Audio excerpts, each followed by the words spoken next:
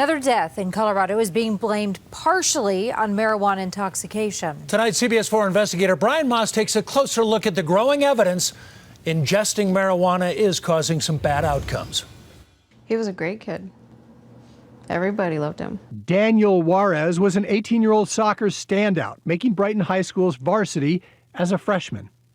But in 2012, Daniel smoked pot with a friend and went crazy, stabbing himself 20 times. He died within minutes. If he wouldn't have smoked that marijuana that night, he would still be here.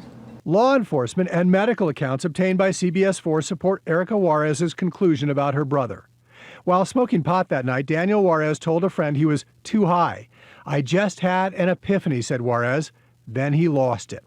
An autopsy showed 38 nanograms of THC, the active ingredient in marijuana, in his body. That's 8 times the legal limit for pot impairment. No other substances were detected. The coroner wrote that marijuana intoxication led to his suicide. So if you're going to sit there and tell me that if you smoke too much and you get too high, you're going to fall asleep on the couch, then yeah, I'm definitely going to tell you you're wrong. Because that's not the case. But there are clearly people that will ingest a marijuana product and behave psychotically. Chris Caldwell is chief of emergency medicine at Denver Health. More and more, he sees patients who've ingested marijuana, then make bad decisions. Do you see them coming in and suicidal in any way? So yes, you do see that. And every week, people who've ingested marijuana are out of control.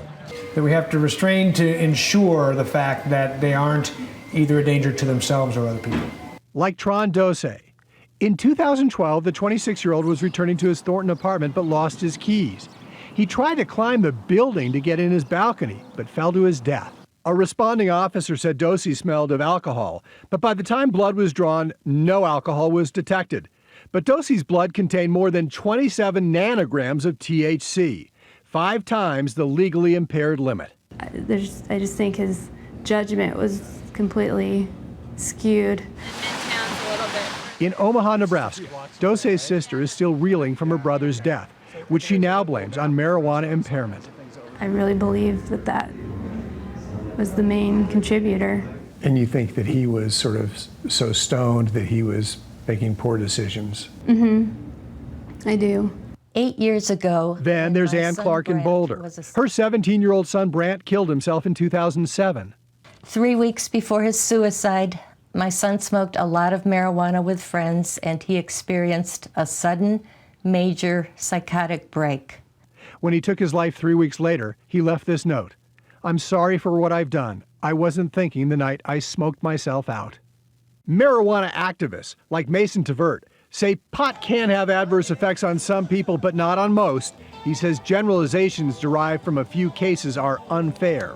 There's no evidence that using marijuana makes you want to kill yourself. He was everything to me.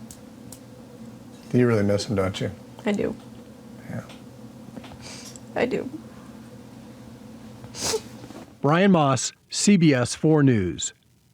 Pro-marijuana activists also point out that alcohol and prescription drugs cause many more deaths and injuries than pot.